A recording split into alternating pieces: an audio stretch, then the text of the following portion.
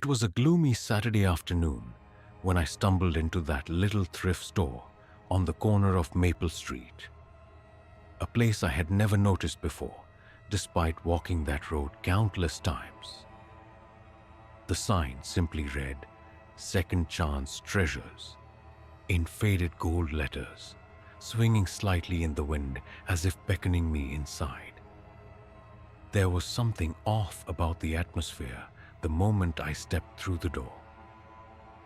A brass bell chimed above my head, but the sound was unusually long, echoing through the dim, narrow aisles. The air smelled like a mix of old paper, mothballs, and something metallic I couldn't quite place. I should have turned around right then, but curiosity pulled me deeper inside. The shopkeeper was an elderly man with thick glasses and a gray cardigan, sitting behind the counter reading an old leather-bound book. He didn't look up, not even when I said hello. Just a subtle nod, as if he barely noticed I was there. I wandered through the aisles, my fingers brushing against chipped porcelain dolls, rusted clocks, and faded family portraits no one had claimed anymore. Then I saw it. Tucked between a stack of broken music boxes and a cracked mirror was an antique wooden jewelry box. It was small, barely the size of a loaf of bread, but it called to me in a way I can't explain. The wood was dark, almost black, with strange carvings along the edges, symbols I didn't recognize. It had no keyhole, but the latch was shaped like a pair of eyes. When I picked it up, the air around me felt colder. Not just cooler, actually colder. A chill crept down my spine, and for a moment, I felt like someone was standing right behind me. I spun around. No one. I brought the box to the counter, trying to shake off the unease. The old man finally looked up from his book. His eyes were clouded, distant. He stared at the box in my hands for a moment longer than felt normal. "That doesn't belong to anyone anymore," he said, voice raspy like dry leaves. "Is it for sale?" I asked. He hesitated, then nodded slowly. "If you take it, keep it closed." His words lingered in my mind. "Now don't open it, but keep it closed." Like he knew I wouldn't be able to resist. He charged me only $5. I almost felt guilty, walking away with something so intricately made for such a low price. As I stepped out, the bell above the door didn't chime. That night, I placed the box on my nightstand. I kept glancing at it, half expecting it to move on its own. I even whispered to myself that it was just a box, just old wooden metal. But as I turned off the lights and climbed into bed, I thought I heard something, like the faintest click, the kind you hear when an old latch gives way.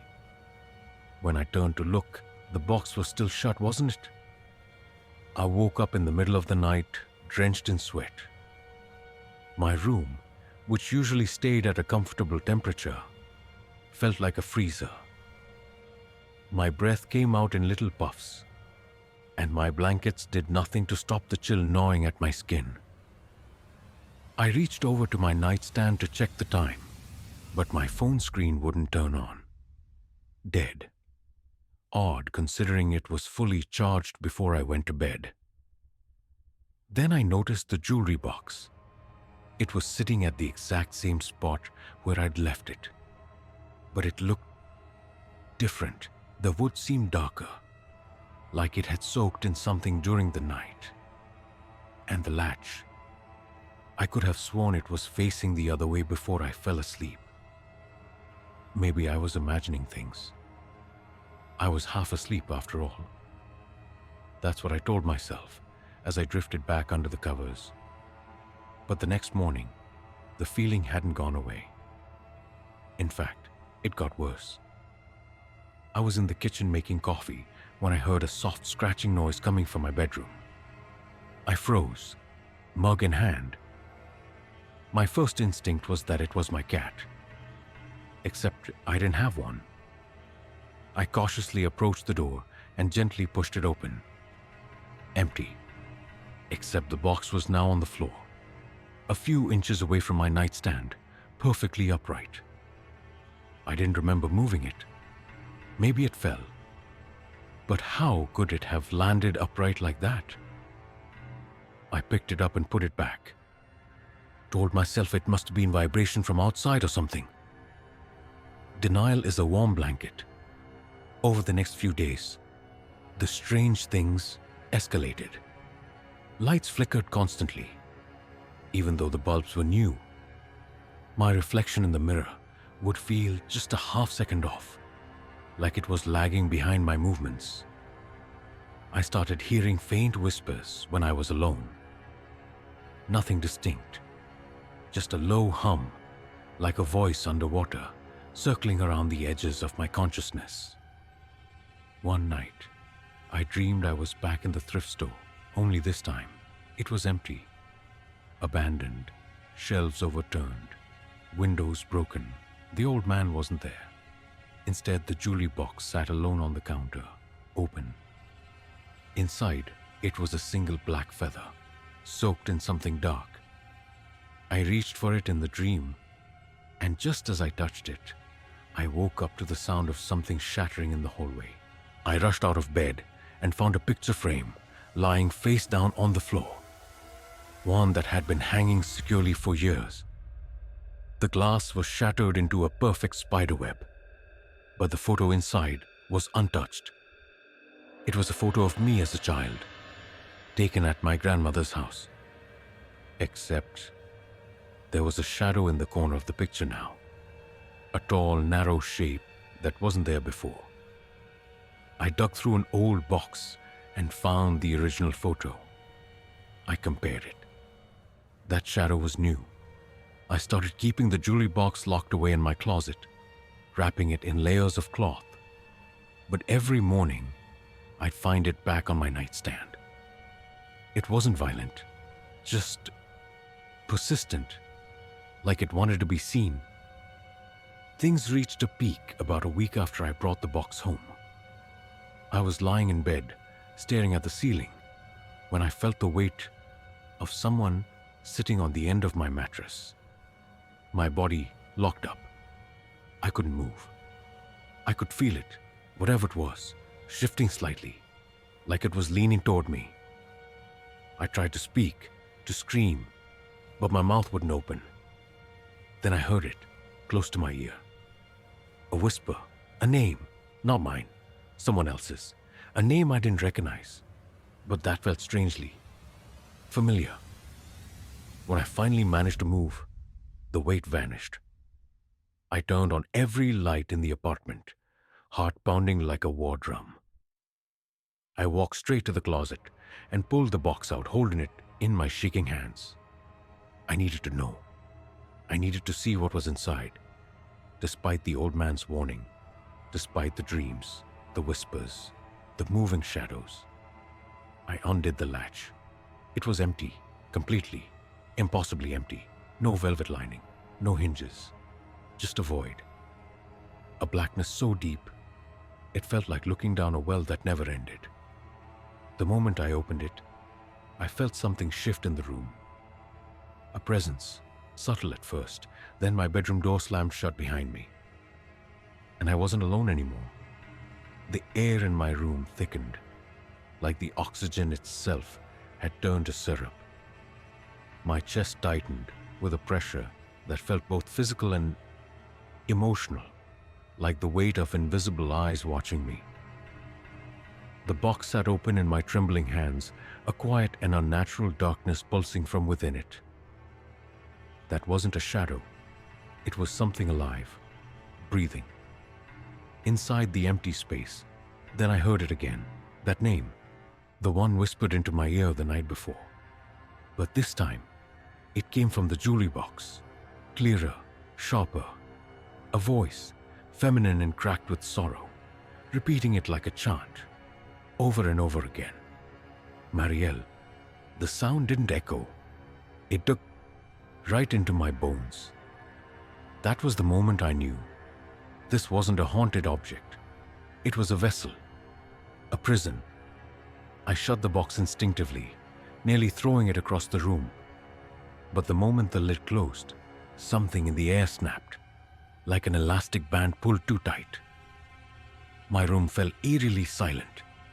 No traffic noise from outside. No hum of the refrigerator. Just nothing. I needed answers, and I knew where I had to go. I returned to the thrift store the next morning. It was still there, still tucked between a laundromat and a boarded-up bookstore. But when I entered, everything had changed. The air inside was stale, undisturbed. Shelves were covered in dust, cobwebs hanging from the ceiling. The counter was empty. The chair where the old man sat was gone. The place looked like it had been abandoned for years. But I had just been here a week ago. Hadn't I? That creeping chill returned. I searched the store, heart racing, calling out for anyone, anything that might explain what was happening. Finally, I found a dusty filing cabinet in the back room. Inside were handwritten records, sales, donations, item histories. Most were meaningless scribbles, but one stood out, an entry dated 1979. Donated, jewelry box, ornately carved, unknown origin, associated with unsolved case, Marielle B. disappeared, 1963. Box was found in her childhood home, under floorboards. Rumors of voices. Reassigned to store inventory under warning, do not sell. My blood ran cold. They weren't supposed to sell it. I flipped through more pages and uncovered yellowed newspaper clippings, all centered around a young girl named Marielle Bennett. Last seen playing near the woods behind her home. Never found, no signs of a struggle, no leads. But in the photo printed with the article, she was holding something small, wooden, the same jewelry box. I left the store with my hands shaking. The building behind me looked dimmer now, like it had sunken slightly into the earth. The old man, if he ever existed, was gone. Maybe he had been part of it all. Or maybe he was just the last to keep it closed. That night, I decided to return the box to where it came from. I found the address of Marielle's old home through an online database. It was now a crumbling property on the edge of town, surrounded by dying trees and silence. I don't know what compelled me to go there. Maybe guilt, maybe curiosity, maybe the feeling that the box wouldn't stop following me until I faced it. The house groaned as I stepped inside. Dust covered every surface. Wallpaper peeled in long curling strips. I moved toward the back bedroom, what must have been Marielle's. Her presence was stronger there, as if time had paused in that room and never resumed. I placed the box on the center of the floor. "Marielle," I whispered, "I know you're here." The room darkened, and I felt a shift in the air. The box creaked open on its own, and for the first time, I saw something inside it. A small, delicate necklace with a locket shaped like a rose. It shimmered faintly, pulsing like a heartbeat. Then I saw her. Not clearly, more like a silhouette in the corner, barely visible through the flickering light. A small girl, head tilted, watching me. Not with anger, not even sadness, just longing. I picked up the necklace and gently placed it on the floor in front of the box. "I'm sorry they trapped you here," I said, voice cracking. "You don't have to stay anymore." The box slammed shut. The temperature lifted. The silence cracked open, and the world returned to sound. Birds chirped outside. Wind rustled the trees. And she was gone. I don't know what exactly I released that night, whether Marielle was a ghost or a fragment of something darker. But I do know this. The box never returned. I moved out of that apartment a month later. Tried to move on. Tried to forget. But sometimes, when I close my eyes at night, I still hear a whisper. Soft, distant, calling from somewhere far beyond the veil. Not angry. Just waiting.